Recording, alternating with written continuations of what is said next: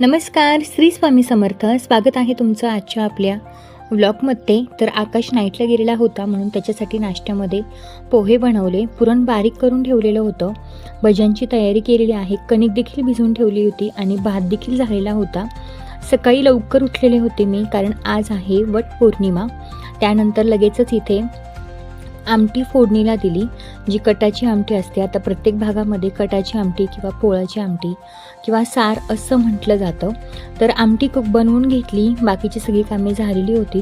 साधारण आता 8 वाजलेले आहेत आणि 8 वाजेपर्यंत हे माझं सगळं काही आवरलेलं होतं. म्हटलं चला आता रांगोळी काढून घ्यावी. तर इथे मी वटपौर्णिमा स्पेशल थीमची अशी रांगोळी काढली आहे. कशी वाटली मला कमेंटमध्ये सांगायला अजिबात विसरू नका. त्यानंतर मग पोळ्या करायला घेतल्या. आधी नैवेद्य बनवून घेतले देवाचे आणि त्यानंतर मग लगेच पोळ्या बनवून घेतल्या. फक्त भजी आणि पोळ्या हे 2च बनवायचे बाकी होतं. पोळ्या झाल्यानंतर लगेच भजी पापड वगैरे हे बनवून घेतले आणि देवाला नैवेद्य दाखवून घेतला. तर तुळशीला, घरातील देवांना आणि जी वडाची पूजा करण्यासाठी नैवेद्य आहेत ते सगळे बनवून घेतले.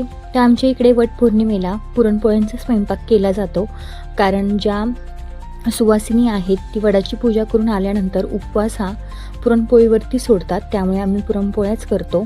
तर इथे मी रेडी झालेले होते आणि यश इथे मस्ती करत होता माझ्यासोबत. तर आम्ही सगळ्यांनी अशा पद्धतीने छान अशी वडाची पूजा केली. तर असा आमचा हा दिवस गेला. हा होता आजचा मिनी व्लॉग. आवडला असेल तर नक्कीच लाईक, शेअर, सबस्क्राईब. भेटू पुन्हा.